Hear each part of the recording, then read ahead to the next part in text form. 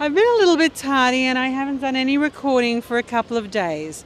But I've arrived here at Sagrada Familia at Barcelona, Antonio Gaudi's epic church. And we're going to go for a tour this afternoon in a couple of hours. So we've arrived, we'll have some lunch, and then we'll find our tour group and we'll go hopefully up into one of the towers, one of the 18 towers. 12 for the apostles, 4 for the Evangelists, is it Evangelists? Peter, Paul and whatever. 1 for Mary and 1 for the largest one is for Jesus Christ. Spectacular. Can you believe I am here?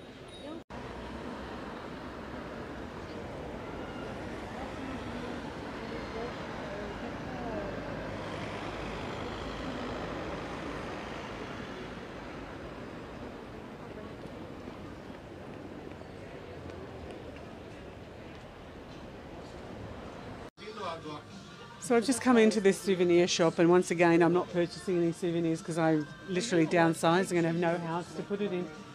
And these are some of the items that I actually gave away last time when I was downsizing. But aren't they just the most beautiful, colourful souvenirs? I love shopping, I love travelling, but Hello, madam. 8 euro. 8 euro. look at that. 8 euro. So I'm still actually here in the souvenir shop, and I see the football club Barcelona, which is really, really cute. And then I see this one, which I think is Real Madrid. And I think I know somebody who would really like that. But I'm not going to... I know somebody who would really like Real. So we're just outside the Sagrada Familia, and there's a guy busking here with the soap suds and making bubbles, and he's just engaged these kids to do it as well. That is so sweet of him.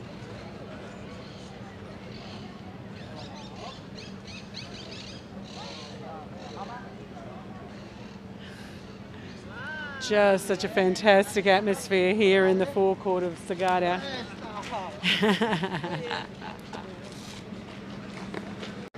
So I've just come a little closer to the front of the church before we get an opportunity to go in a little bit later, and just looking at the carvings at the front there.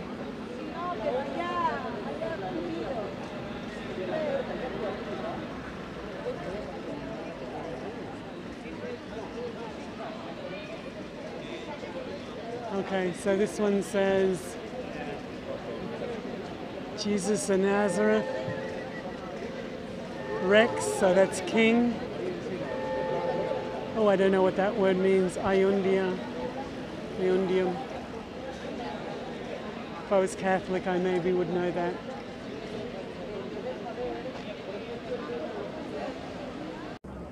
So we've moved around to the corner of Mallorca and Marina Street, the side of Sagrada Familia, and you can see it's more of that organic look rather than the mosaic look.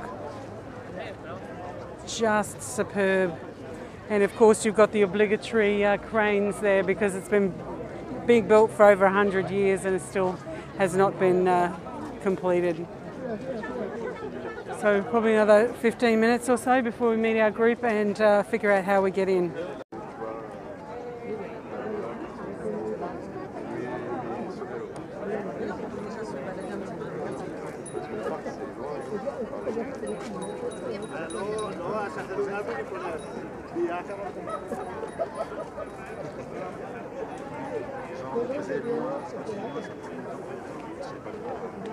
This bit looks like there's the doves in a tree.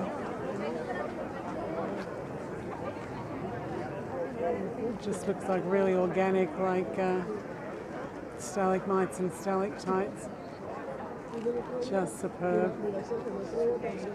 And then next to it is that really crafted look with the masonry.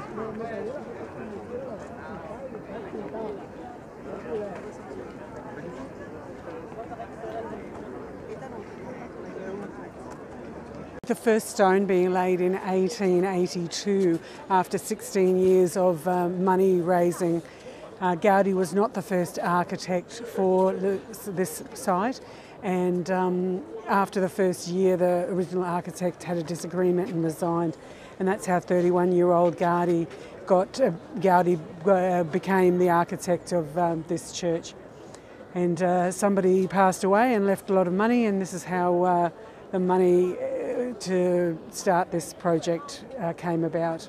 So, the central one is the Tower of Jesus. The one over here with the star is for Mary.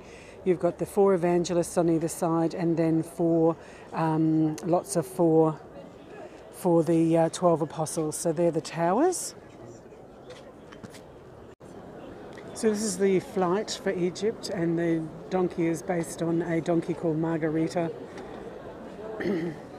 The killing of innocents, there was a person in the marketplace that Gaudi used as the model for the soldier.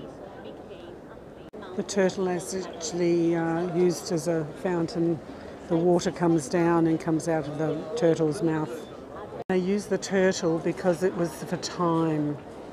So the water comes down inside that column and then comes out the turtle's mouth.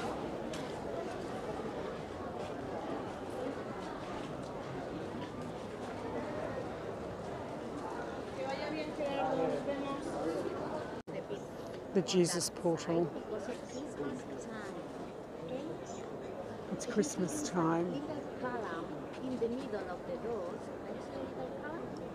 well, this is the genealogy of Jesus. Okay? The genealogy of the Jesus. Are written all the ancestors of Jesus, starting at the bottom with Adam and Eve that are represented by a snake, the legend. The 3 wise men. The shepherds.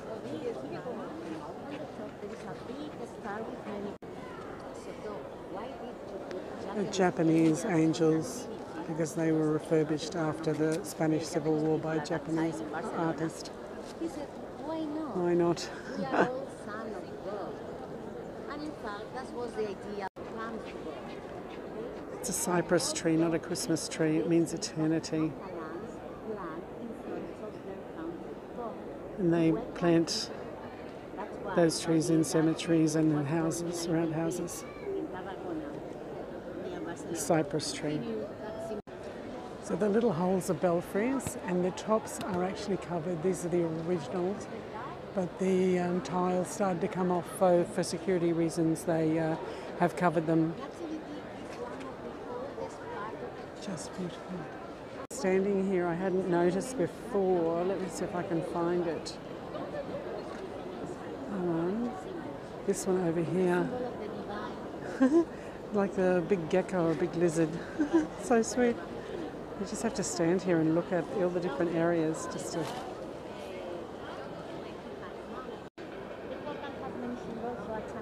That's the Immaculate Conception, and then there's a hand with an eye, and that's the Divine Providence, the symbol of Divine Providence.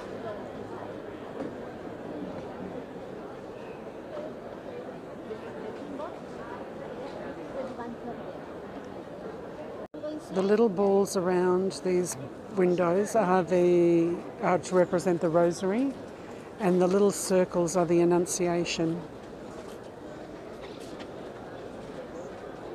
Just beautiful. She was saying that there's little animals coming out of the leaves.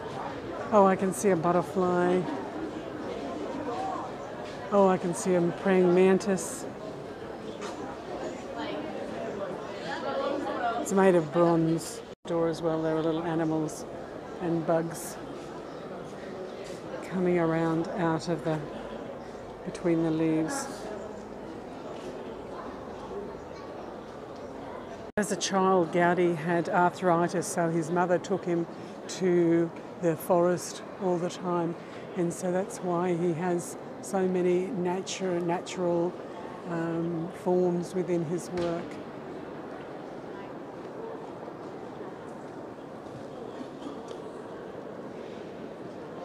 The light coming through the leaves is the green colour.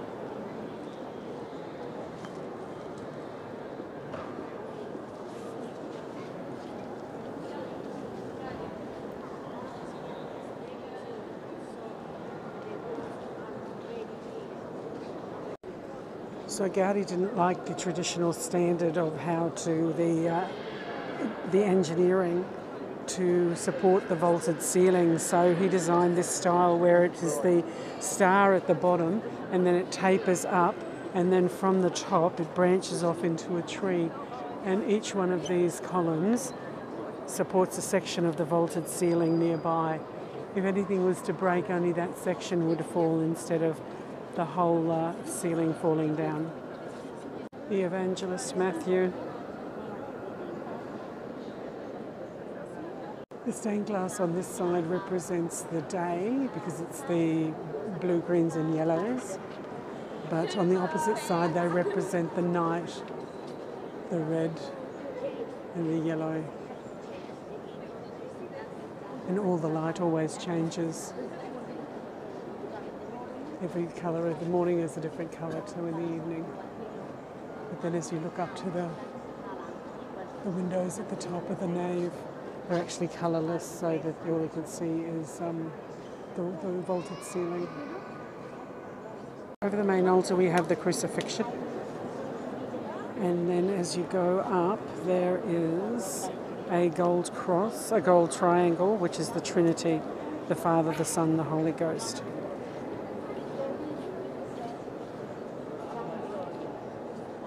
So this is the side of Passion. This is the 3 days of Jesus' crucifixion. So you read this one by going across the bottom, across the second line, and then up.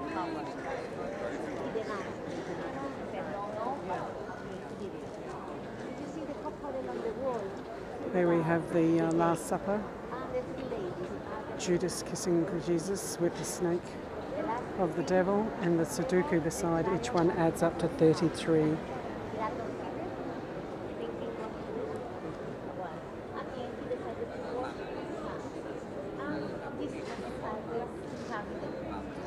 This is to carry the cross. Carrying the cross. Carrying the cross. The crucifixion. And dead Jesus.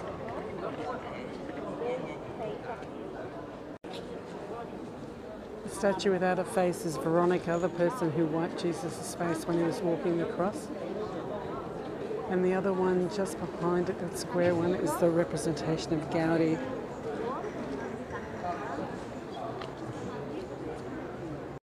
So the architect on this side was not religious, and this was during the 1980s, and he was given complete freedom, so he chose to have a naked Jesus, and the people of Barcelona didn't like it and asked it to take it down, but they refused. So on the bridge between those two towers there's a gold sculpture of Jesus, and that's the Ascension.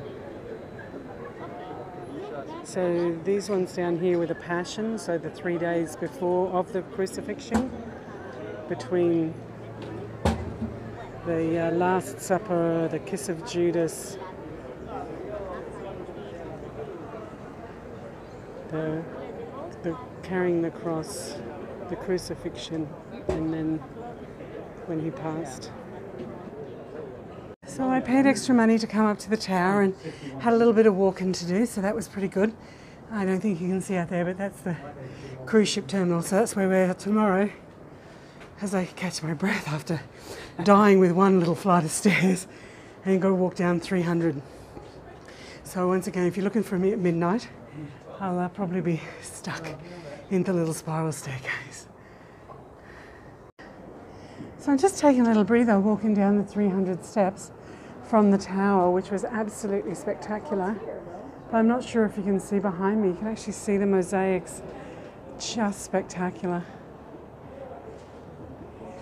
So I'm just going to take another breather and then take a couple of photos and continue down the stairs. So I'm actually walking down the stairs, and incrementally I'm just stopping to have a rest pause and just looking at the view. It's just absolutely spectacular.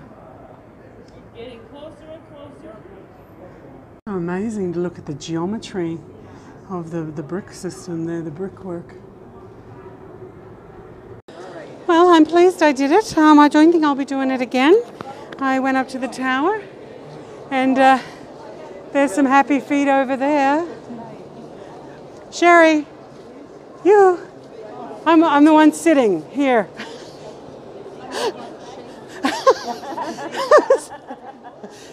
That was terrifying, wasn't it? And endless. There was no perception, no depth perception, no guide. Bright. Okay, never doing that again. Yay! So one of the things our guide told us when we came in, about different time of the day, the whole atmosphere changes, and it's probably about 4 o'clock now, and the light that's coming through the stained glass windows on this side that represent night are just amazing. It actually is more reds and oranges and yellows, but I don't think this vision is going to do it justice. Just superb.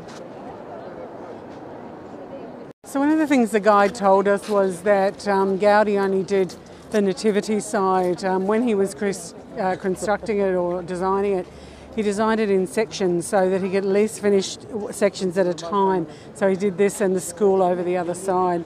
And he actually didn't want to do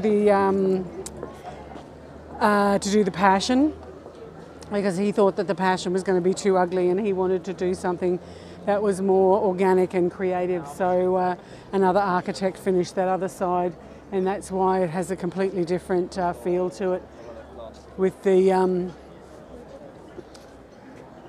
the Stations of the Cross and etc. is very